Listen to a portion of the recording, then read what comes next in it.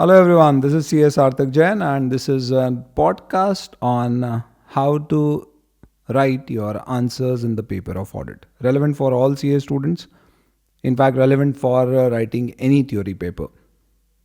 कभी ऐसा हुआ है कि आपको लगा है कि मैं और मेरा फ्रेंड ऑलमोस्ट एक जितना नॉलेज रखते हैं. In fact we been studying together, we have similar kind of intellect, similar kind of knowledge. कई बार इनफैक्ट मुझे लगता है मेरा नॉलेज उससे ज़्यादा भी है. I put more hard work but still he or she is getting more marks.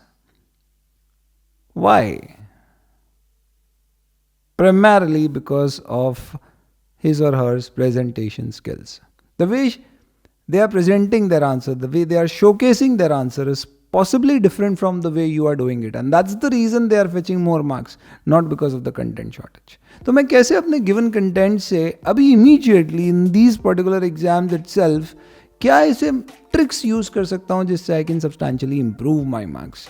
And this audio is all about that. So I'm just going to share 3 basic simple mantras using which you can really improve your presentation, your answer sheets, and can fetch more marks. And for this I would really like to thank all the November 19 rank holders of FAST who shared their real life experiences generously, and they shared the tips and the tricks which they used to get those ranks. And I actually want to name a few of them: Kushal, Mahadev, Harshita, Smarna, Parth. All of them generously shared their experiences, and particular thanks to our creative content writing project student Manvi Gogia, who took the initiative to put this piece together. And Manvi, you've done a wonderful job, and I hope people will definitely benefit out of this. So coming on to these mantras, आप एक simple सी चीज़ मुझे बताओ कि अगर तुम्हें किसी को impress करना है और पहले अटेम्प्ट में, इन द फर्स्ट टाइम, और वो भी बिना मिले, एक पीस ऑफ पेपर कुछ लिख के तुम्हें उसे देना है, तो तुम क्या करोगे कि एक ही बार में वो फ्लैट हो जाए, इम्प्रेस हो जाए तुमसे? And she says okay, move on, आगे बढ़ो, next, go to the next level or become a chartered accountant. I think being a chartered accountant, सबसे पहले हम उस पर रिसर्च करेंगे, as in we'll try to understand her, उसे क्या चाहिए, and then we will prepare our content based on his or her liking, and then we will showcase it, in fact present it, we will kind of beautify it such that it really creates that impact जिससे कि वो उसे मना कर ही ना सके. And this is simply the method of writing the answers. So the mantra number 1 is understanding the question well, understanding her as in the paheli, the question. कैसे मैं अच्छे से क्वेश्चन को समझ सकता हूं? इस पहले मंत्र के 3 पॉइंट. पहला, रीड स्लो, एक्ट फास्ट. पढ़ना बहुत धीमे धीमे, आराम से, एक एक वर्ड.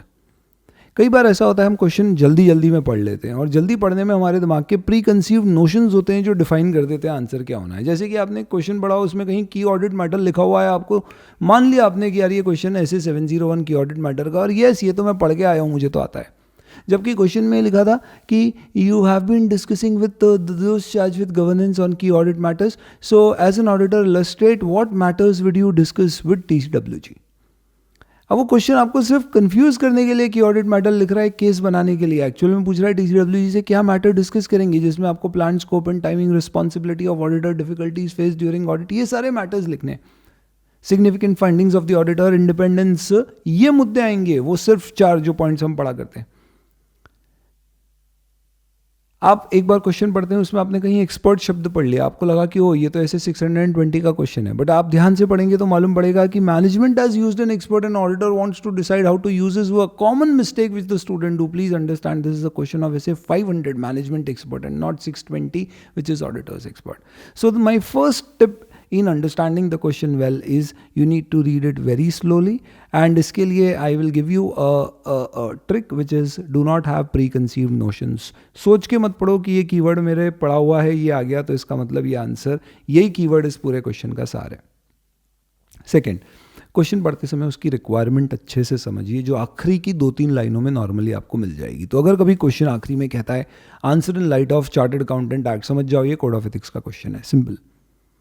क्वेश्चन में कई बार आता है प्रीवियस ईयर के कुछ मिसस्टेटमेंट्स हैं, जैसे ये क्वेश्चन आपने पढ़ा प्रीवियस ईयर की मिसस्टेटमेंट है, आपको समझ में आ गया ऐसे से रिलेटेड है, बट देन आपको ध्यान से पढ़ना है कि क्वेश्चन क्या है. क्वेश्चन कह रहा है लास्ट ईयर में कुछ मिसस्टेटमेंट थे कि ऑडिटर की रिस्पॉन्सिबिलिटी उसे चेक करने की, तो शायद ये ऐसे 510 का क्वेश्चन है. रिपोर्ट करने की तो 710 का क्वेश्चन है. As in reporting previous year related में statement is a 710 issue. Opening balance से रिलेटेड कोई इशू है तो इट इज अ 510 इशू. तो you will have to identify exactly question की रिक्वायरमेंट क्या है, वो आपसे किस एस्पेक्ट पे चीज़ पूछना चाह रहा है. तो you need to understand what is the requirement. And third important thing is, कई बार होता है कईयों की खूब बात करने की आदत होती है, तो अगर उसकी खूब ज़्यादा बात करने की आदत है तो आप उसे चुप नहीं करा सकते, पर आप उसकी बातों में से रिलेवेंट एस्पेक्ट्स उठा लीजिए. Same if a question is bombarded with information, जो कि इंटीग्रेटेड एमसीक्यूज में खूब होता है, इंस्टीट्यूट जमाने भर की बातें करता है और काम की चीज़ें होती है लिमिटेड, ऐसी सिचुएशन में you will have to make sure that you identify the relevant point. और इसके लिए कई बार स्टूडेंट क्या करते हैं, क्वेश्चन की आखिरी 2 लाइनें पहले पढ़ लेते हैं, जहाँ पे मालूम पड़ जाता है क्या पूछने वाला है, और इसके कॉन्टेक्स्ट में फिर वो क्वेश्चन पूछते हैं ताकि वो उससे ज़्यादा रिलेवेंट हो सके. कई बार मैंने देखा है क्वेश्चन में पूरी कहानी बनाते हैं कि पेरेंट ने सब्सिडरी को एक्वायर किया, ब्ला ब्ला ब्ला, और आखिरी में पूछते हैं बताओ पेरेंट सब्सिडरी के ऑडिटर्स आपस में कोऑर्डिनेट कैसे करेंगे. It's simply a question of principal auditor coordinating with another auditor SA 600. So 3 important things in the first mantra is, पहले मंत्र के 3 मुख्य मुद्दे क्या हैं. First, read slow act fast, लिखने में तेजी दिखाना है, पढ़ने में नहीं. Second, understand the requirement of the question very well. Third, if it is bombarded with information, identify what is most relevant. Next, एक बार आपने उसे अच्छे से समझ लिया, अब आपको अपना कंटेंट तैयार करना है. अब आप अपना कंटेंट कैसे तैयार करोगे, क्वेश्चन पढ़ते से ही just take a 1 second pause, not more than that, and just frame in your mind what should be the sequence of my answer. I will simply tell you, जब आप अपना आंसर बना रहे हो तो you need to first understand the 1 basic thing. इसमें भी मैं 3 पॉइंट बोलता हूँ. पहला, फॉर्मेट आंसर का क्या होगा. रीजनिंग बेस्ड क्वेश्चन है, जैसे ऑडिटर का अपॉइंटमेंट सही है या गलत, क्या ऑडिटर डिस्क्वालिफाइड है, ऐसे क्वेश्चन हमेशा आप मालूम है you write with the PAC approach, provision analysis and the conclusion. आपको इसमें कुछ करना नहीं है. पहले प्रोविजन में you use all the keyword, section, reference, everything. Analysis में एनालाइज दैट पर्टिकुलर, उसको कैसे नॉर्मली लिखते हैं, in light of the provisions about, और फिर उसके बाद अपना एनालिसिस, और आखिरी में conclusion. Conclusion should be a 1 liner. This is simple, आप इंटर से समझते आ रहे हैं इस चीज़ को. लेकिन अगर क्वेश्चन थियोरेटिकल क्वेश्चन है तो फिर मैं क्या करूँगा. Theoretical question could be like, insurance company का ऑडिट कर रहा हूँ और क्लेम के प्रोविजंस को ऑडिट करना है, what do I do here. तो मेरा कंटेंट यहाँ पे क्या होएगा, it will be in points. Suppose question और थियोरेटिकल है जहाँ पॉइंट्स नहीं बन सकते, जैसे कि ऑपरेशनल ऑडिटर है, ऑडिट कर रहा है और मैनेजमेंट बहुत ही हॉस्टाइल है, इस कारण से एज सच सपोर्टिव नहीं है मैनेजमेंट, तो ऑडिटर क्या करेगा. अब ये बहुत ही थियोरेटिकल पैराग्राफ फॉर्म में बनने वाला क्वेश्चन है. आपको इसमें एग्जैक्टली आंसर में लिखना है कि हमें पार्टिसिपेटिव अप्रोच फॉलो करना है. 1 सेकंड में फ्रेम ऑफ माइंड बनाए कि मुझे क्या करना है. ओके, ये क्वेश्चन है ऑपरेशनल ऑडिट का, मुझे इसमें बताना है अलग अलग अप्रोचेस होती है. अप्रोचेस में एक अप्रोच होती है जिसमें ऑडिटर पार्टिसिपेटिव होता है, मैनेजमेंट अपने आप में कोऑपरेटिव होता है, और उस कारण से हमारी पार्टिसिपेटिव अप्रोच से, मैनेजमेंट के कोऑपरेशन से हम इफेक्टिव ऑडिट कर पाते हैं. तो हमें फिर इसको डिवाइड कर दिया कि यार हमें इसे 3 पैराग्राफ में ऐसे समझाना पड़ेगा. तो आप छोटे छोटे पैराग्राफ बनाओ, दिमाग में रखो कि मुझे बनाने पॉइंट्स हैं, वहाँ नंबर मत दो क्योंकि आंसर पॉइंट वाला नहीं है. छोटे छोटे पैराग्राफ बनाए, बल्कि नहीं बनाना है आपको. तो कंटेंट में सबसे पहले आपको फॉर्मेट डिसाइड करना है. मेरा फॉर्मेट क्या होगा. फॉर्मेट में पैराग्राफ होंगे तो छोटे होंगे, बड़े नहीं होंगे. रीजनिंग बेस्ड होगा तो प्रोविजन एनालिसिस कंटेंट जैसा प्रोविजन आएगा. सेकेंड, अपने आंसर में कीवर्ड्स हमेशा यूज़ करिए. क्वेश्चन ऐसे 550 रिलेटेड पार्टी का है, हर जगह आपका एक फ्रेज आना चाहिए, related party relationships and transactions. SA 501 का क्वेश्चन है इन्वेंट्री काउंट का. ऑडिटर से एक्सपेक्टेड है that he will obtain evidence about existence and condition of inventory. Going concern SA 570, auditor has to obtain sufficient appropriate audit evidences regarding entities existence as a going concern. तो SA 570 अगर आप देखोगे तो you will find keywords are there events और condition that cause significant doubt about entity's ability to continue as a going concern. Which cast material uncertainty, तो ये म्यू material uncertainty, significant events और condition that cast significant doubt, ये सब keywords हैं जो आपको पता होना चाहिए, आपको यूज करना है उस पर्टिकुलर क्वेश्चन के आंसर में. So the second Mantra in the content is that you should use the right keywords. And the third thing is, please remember, हमें वजन से मार्क्स नहीं मिलते। क्वेश्चन ऐसा भी हो सकता है 5 मार्क का 5 लाइन में खत्म हो जाए, ऐसा भी हो सकता है 5 मार्क का क्वेश्चन 3 से 4 पेज ले ले। A simple example could be you can get a question for 5 mark on letter of weakness to management which will just have 5 points, and you may get a question of 5 mark communicating matters to those charged with governance जिसमें आपको कई सारी बातें लिखना पड़ेगी। तो कहीं कोई कोरिलेशन नहीं है। ये ज़रूर है कि अगर कम्युनिकेटिंग मैटर्स टू दोस्त चार्ज विद गवर्नेंस का क्वेश्चन 3 मार्क का आ गया तो आपको सिर्फ की पॉइंट्स लिखना है, उसे स्किप, उसका इनफैक्ट स्लिम करना पड़ेगा, छोटा करना होगा। लेकिन कभी भी आप किसी को बड़ा नहीं करेंगे जस्ट बिकॉज कि उसमें मार्क्स ज़्यादा हैं और उसमें लाइनें कम आ रही। तो 3 इंपॉर्टेंट चीज़ें मैंने आपको कंटेंट के मंत्र के बारे में बताई। सबसे पहले आप समझ लीजिए कि आपको कंटेंट में क्या फॉर्मेट में आंसर बना के देना है, प्रोविजन एनालिसिस, कंक्लूजन, या फिर पॉइंट्स में, या फिर पैरा पॉइंट्स में। सेकंड, कीवर्ड्स आपको यूज़ करने हैं। थर्ड, आपको मार्क्स वेट्स के बेसिस पर कितना ज़्यादा लिखा है उसके बेसिस पर नहीं मिलेगा। Just stick to the point, excess नहीं लिखना। प्रोविजन भी जब लिखो, डायरेक्टर डिस्क्वालिफिकेशन का क्वेश्चन है, सेक्शन 164 सबसेक्शन 2 का सिर्फ जो रेलेवेंट पोर्शन है उतना सा कोट करिए। तो अगर एनुअल रिटर्न्स 3 साल के फाइल नहीं हुए हैं, बस उतना लिख दो। वो डिविडेंड 1 साल का पे नहीं हुआ है, वो सारे प्रोविजन लिखने की ज़रा भी ज़रूरत ही आपको नहीं है। तो ये 3 इंपॉर्टेंट चीज़ हैं about the content of your answer. अब आप समझो, आपने उसको समझ लिया है, आपने क्या बताना है ये समझ लिया है। अब जब आप लिखने जाओगे तो आपको प्रेजेंट करना पड़ेगा। प्रेजेंटेशन क्या होता है दोस्तों, समझना बड़ा ज़रूरी है। आप समझिए उसके बर्थडे पे, आपने एनिवर्सरी पर, अब हमारी उम्र में एनिवर्सरी, आपकी उम्र में तो आप बर्थडे सेलिब्रेट करोगे उसका, उसके बर्थडे में आपने उसको एक डायमंड नेकलेस गिफ्ट किया है, आपने बहुत पैसे बचा लिए थे स्टाइपेंड से, and she is like happy like anything. अब आप सोचो उसमें अगर आप एक 5 रुपये का गुलाब लाल कलर का और ऐड कर देते तो उससे उसका फील चेंज हो जाता। This is what I am talking about presenting, showcasing your answer. तो when you have to showcase answer, कैसे शोकेस करना है दोस्तों? सबसे पहली चीज़, आंसर में हो सकता है आपकी राइटिंग बहुत ख़राब हो। स्मरण ने बोला था I had the worst kind of a writing and I had a problem कि मेरा दिमाग ज़्यादा तेज चलता है और मेरे हाथ उतने तेज नहीं चलते। प्लीज़ अंडरस्टैंड, योर राइटिंग में not be need but your answer sheets can still be need. Give them the breathing space. खुला खुला लिखो, हर पैराग्राफ के बाद एक लाइन छोड़िए, गैप रखिए, खुला खुला लिखिए। इससे आपको दिमाग में भी क्लटर नहीं होगा, क्लैरिटी ऑफ थॉट्स बढ़ेगी। आप जैसा लिखोगे वैसा आपका दिमाग सोचेगा। प्लस कभी आपको बाद में कुछ ऐड करना हुआ तो यू हैव सम स्पेस। तो आई एम नॉट सेइंग ऊपर नीचे साइड बाइट सब जगह मार्जिन बना दो, but what I am saying is keep it open. तो one, when you are answering your answer just keep it open. Second, underline everything which is important, circle it, box बना दो, but करना है कैसे, क्या बोल रहा हूं मैं, आप समझिए। रीजनिंग बेस्ड क्वेश्चन में आप क्या अंडरलाइन करोगे? सेक्शन को अंडरलाइन करो, प्रोविजन को अंडरलाइन करो, जो आपका conclusion auditor is guilty not guilty उसे अंडरलाइन करो, जो आपने क्लॉजेस रेफर किए हैं वो सारे क्लॉजेस के नंबर्स को अंडरलाइन करिए, इंपॉर्टेंट पॉइंट्स, ताकि एग्जामिनर जब पढ़ रहा है इतनी सारी कॉपी में, तो आपकी कॉपी में उसको क्या मालूम है, वो 10, 20, 50 कॉपियाँ चेक कर चुका है, उसको क्वेश्चन आंसर रट चुके हैं। अब वो कोई पूरा आंसर पढ़ने से पहले क्या देखेगा कि यार इसमें वो वाला क्लॉज, वो वाला कीवर्ड, वो पॉइंट है क्या, वो अंडरलाइन में ही दिख गए, तो बोले यार ये तो सही है इसका आंसर ही। फिर वो सिर्फ खानापूर्ति के लिए एक बार पढ़ रहा है कि यार इसने कोई बेसिक गड़बड़ तो नहीं कर दी है, उसका दिमाग में वो ऑलरेडी एक फ्रेम बना चुका है कि आपका आंसर सही है। पर सर रीजनिंग बेस्ड में तो बड़ा आसान होता है, जो थ्योरेटिकल क्वेश्चन होते हैं उसमें हम कैसे करें, इसमें अंडरलाइनिंग कैसे करें? थ्योरेटिकल क्वेश्चन लाइक से फॉर एग्जांपल आपको क्वेश्चन आ गया इंश्योरेंस कंपनी में क्लेम्स के प्रोविजंस को आप कैसे चेक करोगे? तो अब यहाँ पे आपको मालूम है क्लेम प्रोविजन में हमें क्या लिखना है, तो आपको कीवर्ड्स दिमाग में लाना पड़ेंगे आपके कंटेंट में कि provisioning of claim is based on the date of loss, not on the date of reporting of the loss. जब हम क्लेम की प्रोविजनिंग करते हैं तो चेक करते हैं कि पॉलिसी पीरियड एक्सपायर तो नहीं हो गया है, रिस्क जो कवर्ड है उसी के कारण लॉस हुआ है, एवरेज क्लॉज लगाया जाता है, सैल्वेज वैल्यू माइनस करना होती है, को इंश्योरेंस है तो उससे पूछा जाएगा, री इंश्योरेंस है तो री इंश्योरेंस क्लेम किया जाएगा। ये कीवर्ड्स आपको ध्यान है, आप पॉइंट लिखो और इसमें री इंश्योरेंस, को इंश्योरेंस, डेट ऑफ लॉस, ये जितने मैंने पॉइंट्स बोले इन सबको अंडरलाइन कर दो। फिर आप देखो एग्जामिनर पढ़ेगा उसको, उसका सजेस्टेड आंसर है, उसमें जो लैंग्वेज है, कई बार स्टूडेंट बोलता है सर स्टडी मटेरियल की लैंग्वेज कॉपी करना है क्या? हाँ बोल दूंगा तो कर लोगे, क्या बात करते हो, नहीं पॉसिबल है। तो आप क्या करिए, आप सिंपली देखो कि अच्छा हाँ ये स्टडी मटेरियल की लैंग्वेज तो मैं नहीं ला सकता, पर उसके कीवर्ड्स ही हैं जो एग्जामिनर को पता है और वो मैच कर रहा है, मेरी कॉपी में भी आ रहे हैं, he is definitely going to say कि हाँ यार मुझे वो आंसर मिल रहा है जो एग्जैक्टली मुझे चाहिए था। तो थियोरेटिकल क्वेश्चन में भी आप हाईलाइट कर सकते हो पॉइंट्स को, डेफिनेटली कर सकते हो, and this is the way you should actually highlight it.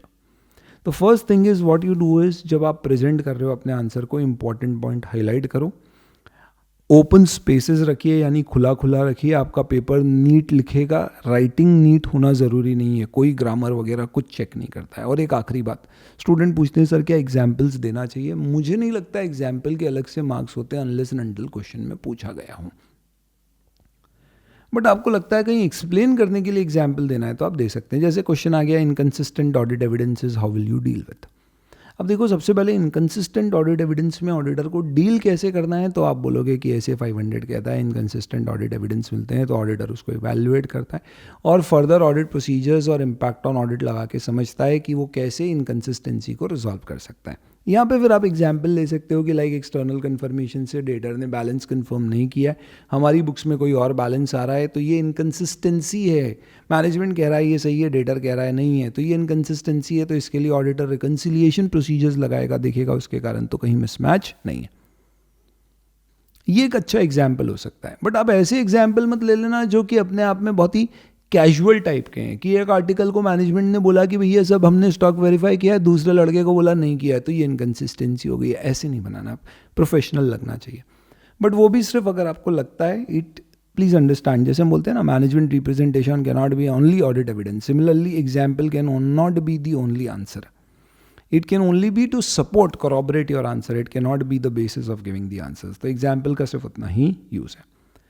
तो प्रेजेंटेशन में मेरी तरफ से 3 इंपॉर्टेंट चीज़ें, पहला खुला खुला लिखिए, दूसरा हाईलाइट करिए सारे इंपॉर्टेंट कीवर्ड्स को कि आंसर देखते से ही स्टैंड आउट हो जाए वो पॉइंट्स। ऑब्वियसली अगर आप कॉन्फिडेंट किसी आंसर में नहीं है तो शायद वो ना करें। और एक इंपॉर्टेंट चीज़ ध्यान रखना, आखिरी के आपके जो दोस्तों, आखिरी के, जी हाँ, जो आपके आखिरी के 3 आंसर्स होंगे ना, शायद आपको उसमें सिर्फ हाईलाइटिंग के बेसिस पर ही पॉइंट मिलेंगे, क्योंकि वहाँ जाते जाते जो आखिरी के 15-20 मिनट में आप आंसर लिखोगे, आपकी हैंड राइटिंग तो ऐसी हो जाएगी कि वो सिग्नेचर ही दिखेगा, उसमें कुछ समझ नहीं आएगा। तो वहाँ हाईलाइटिंग बहुत ज़्यादा इंपॉर्टेंट हो जाती है। तो that is something which you have to keep in mind. ठीक है, एंड एग्जाम्पल्स आप चाहें तो यूज़ कर सकते हैं, नॉट असेंशियल। तो ये मेरे 3 मंत्र हैं दोस्तों पेपर बेहतर करने के। सबसे पहले मैंने बताया क्वेश्चन को अच्छे से समझो, क्वेश्चन को समझने में बहुत ध्यान से, धीरे धीरे, आराम से क्वेश्चन पढ़ो, रिक्वायरमेंट को समझो क्या पूछा है। कोड ऑफ एथिक्स का क्वेश्चन है, answer in light of CA act लिखा होगा। क्वेश्चन ने कीवर्ड यूज़ किया है, की ऑडिट मैटर पर पूछ रहा है गवर्निंग बॉडी से क्या कम्युनिकेट करना है, ऐसे 260 लगेगा, 710 नहीं लगेगा। बहुत ध्यान से क्वेश्चन को पढ़ें। क्वेश्चन में बोला है ड्राफ्ट योर ओपिनियन, तो आपको बकायदा इन्वर्टेड कॉमा में प्रॉपर लैंग्वेज में ड्राफ्टिंग करना है कि बेसिस ऑफ क्वालिफाइड ओपिनियन, ऐसी हेडिंग देकर। क्वेश्चन ने कहा है वो give your answer with reasons, तो आपको रीजनिंग देनी है कि इसके पीछे क्या लॉजिक है। तो इस तरह से क्वेश्चन बहुत ध्यान से पढ़ें, रिक्वायरमेंट को समझें कि क्वेश्चन की क्या एग्जैक्ट रिक्वायरमेंट है, वो क्या आपसे पूछना चाह रहा है, और अगर बॉम्बार्डिंग है इन्फॉर्मेशन की तो रिलेवेंट चीज़ें निकालें। पहला अंडरस्टैंडिंग द क्वेश्चन, उसको समझो, फिर अपनी तैयारी करो। कंटेंट, कीवर्ड्स यूज करना है आपको, फॉर्मेट ध्यान रखना है, प्रोविजन, एनालिसिस, कंक्लूजन होगा, पॉइंट्स होंगे या पैरा पॉइंट्स होंगे depending on the nature of the question. Section clause definitely अगर आपको याद है तो कोट करना है। मैं ये कहूँगा 95% श्योर हो तो कोट करो, नहीं हो तो as per the relevant act का नाम देके आप कोट कर दें। सेक्शन में भी as per sub section 2 of section 143 इतना नहीं लिखना, सेक्शन 143 सब सेक्शन 2, इतना ही टाइम है, इससे ज़्यादा नहीं है हमारे पास। ठीक है, वो सिर्फ जब ड्राफ्टिंग की बात होती है तो हम वैसी लैंग्वेज यूज़ करते हैं, आंसर में हम डायरेक्ट अपनी लैंग्वेज यूज़ करके दे सकते हैं। और फाइनली शोकेस करने के लिए खुला खुला लिखना है, इंपॉर्टेंट पॉइंट्स को आपको हाईलाइट करना है, एग्जाम्पल्स चाहो तो आप यूज़ कर सकते हो। ये 3 मंत्र हैं, इन सब के अंदर मैंने आपको इंपॉर्टेंट पॉइंट बना दिए। मेरी तरफ से कुछ बोनस एक्स्ट्रा मंत्र पॉइंट समझ लीजिए अब आप क्विकली। पहला, कोई अनफेमिलियर क्वेश्चन आ जाए ब्रेनस्टॉर्मिंग टाइप का, तो क्या करना है? सबसे पहली बात, उसे शुरू के 1 घंटे में सॉल्व नहीं करना है। सेकेंड, ऑडिट में ज़्यादा चांस है कि अगर ऐसा क्वेश्चन है तो हो सकता है वो कारों से रिलेटेड हो, तो आप देख लो कहीं वो कंपनी है या नहीं। ऐसे में नॉकआउट खेलते थे ना एमसीक्यू में, वैसा करो कि कंपनी लिखा हुआ है तो शायद कंपनी ऑडिट से रिलेटेड हो, शायद कारों का हो, क्योंकि कारों के नॉर्मली ऐसे ही क्वेश्चंस होते हैं। नहीं है तो आइडेंटिफाई करो किस ऐसे से रिलेवेंट है या रिलेटेड है। ऐसे करके आपको समझ में आ जाएगा कि किस पर्टिकुलर टॉपिक और चैप्टर से रिलेटेड है, फिर आप वहाँ पे उसको मैनेज कर पाओगे, हैंडल कर पाओगे। टॉपर के भी 100 मार्क नहीं आते हैं। अभी तक अपना जो टॉपर आया है जिसने ऑल इंडिया हाईएस्ट भी टॉप किया है, उसके 85 मार्क्स आए थे, तो अपने को 100 नहीं लाने। Palak Agarwal all India highest 70 marks पे ले आई थी, अवार्ड मिला था इंस्टीट्यूट का उसे, मैंने नहीं बोला है 70, इंस्टीट्यूट ने बोला ऑल इंडिया हाईएस्ट थे उसके। तो आप मान के चलिए कि कुछ क्वेश्चन ऐसे ट्रिकी होते हैं इन पूरे पेपर में 10-12 क्वेश्चन जो सिर्फ आपको बेसिकली इम्बैलेंस करने के लिए दिए जाते हैं. Do not worry with that at all, do not worry with that. तो उसको आपको इस तरह से हैंडल करना पड़ेगा कि चलो इसमें मैं जो अचीव कर सकता हूँ मुझे उतना अचीव करना है. नेक्स्ट, डिफरेंशिएट के क्वेश्चन आ जाएं तो हमेशा मैं बोलूँगा बेसिस का कॉलम आखिरी में बनाना. पहले डिफरेंशिएशन कर दो. इंटरनल कंट्रोल, इंटरनल चेक में क्या डिफरेंस है, दोनों के डिफरेंस जो जो याद आए लिखते जाओ साइड बाय साइड, फिर आखिरी में बेसिस का कॉलम बना देना. चार्ट्स यूज़ करना है क्या? नॉर्मली नहीं, अनलेस क्वेश्चन एक्सप्लेन करने के लिए इंपॉर्टेंट हो. जैसे कि गोइंग कंसर्न की अलग अलग पॉसिबिलिटीज़ पूछी है. मटीरियल अनसर्टेनिटी है पर मिटिगेटिंग फैक्टर है, मटीरियल अनसर्टेनिटी है मिटिगेटिंग फैक्टर है पर डिस्क्लोजर मैनेजमेंट ने नहीं दिया है. मटीरियल अनसर्टेनिटी है, गोइंग कंसर्न है ही नहीं. अब आप चाहो तो यहाँ चार्ट से थोड़ा सा एक्सप्लेन कर सकते हो, अदरवाइज मुझे नहीं लगता चार्ट के एक्स्ट्रा मार्क्स मिलते हैं. ये आपकी सारी टिप्स और ट्रिक्स हैं. आखिरी में सिर्फ एक एग्जाम टिप मैं आपको दे दूं, एग्जाम का टाइम कैसे मैनेज करना है. सबसे पहले 15 मिनट में पता कर लो कौन सा क्वेश्चन छोड़ना है और शुरू के 1 घंटे में, यानी कि शुरू के 2 से 3 क्वेश्चन आप कौन से सॉल्व करोगे. ड्यूरिंग द एग्जाम आपको ये ध्यान रखना है कि 35 मिनट से ज़्यादा किसी भी 20 मार्क के एक सेट ऑफ क्वेश्चन को आप नहीं दोगे. ज़्यादा समय लग रहा है उसे छोड़ के आगे बढ़ जाओ, बाद में सॉल्व करेंगे. कुछ खाली पन्ने छोड़ देना वहाँ, कोई दिक्कत नहीं है. बाद में टाइम नहीं मिला तो उसे काट देना. और आखिरी बात, 3 घंटे के पेपर में माइंडसेट ये लेके मत जाओ कि 80-85 मार्क्स का कर लिया तो काफ़ी है. माइंडसेट ये लेके जाओ 80 मार्क का बहुत अच्छा करना है और अटेम्प्ट पूरे 100 मार्क का करना है. आई थिंक ये टिप्स आपको डेफिनेटली काम आएंगी. Please focus on these particular aspects and keep this in your mind while you're writing the paper. Every mark counts at the end. I'll just like to say one thing. आज हम ये जानते हैं कि तेंदुलकर साहब is the only batsman who has scored a tons. It does not matters कि ये 100 century में से कितनी कीनिया, जिम्बाब्वे जैसी कंट्रीज़ के अगेंस्ट आई थी. What matters is 100 tons. That is why what does not matters is आपने किस क्वेश्चन में कितने मार्क्स स्कोर किए हैं. वॉट मैटर्स इज आपका ओवरऑल स्कोर कैसा है. That is a matter of strategy. Start with your best possible answers. Create the best impression in the first 1 hour. Right those answers जिस पे आप बहुत कॉन्फिडेंट हो, नीटली लिख सको, टू द पॉइंट लिख सको. उससे शुरू करो. कॉन्फिडेंस बढ़ाओ, खुला खुला लिखो, हाईलाइट कराओ, सुंदर बनाओ, शोकेस करो आंसर को इस तरह से कि आपको खुद को अंदर से लगे मेरा पेपर बढ़िया जा रहा है. उसका फ़ायदा आपको मिलेगा. एग्जामिनर का माइंडसेट बन जाएगा कि ये पढ़ने वाला लड़का है. इतनी सारी कॉपीज़ के बाद एक ऐसी शानदार कॉपी आई है. वो फ़ायदा आपको जहाँ बेनिफिट ऑफ डाउट मिलने की गुंजाइश होगी वो देगा. It will definitely help you to score better marks. These 20 odd minutes which I have taken from you, I hope these help you really to get some better marks in your paper of audit. Do share your feedback on it. Thank you so much and all the very best for all your exams.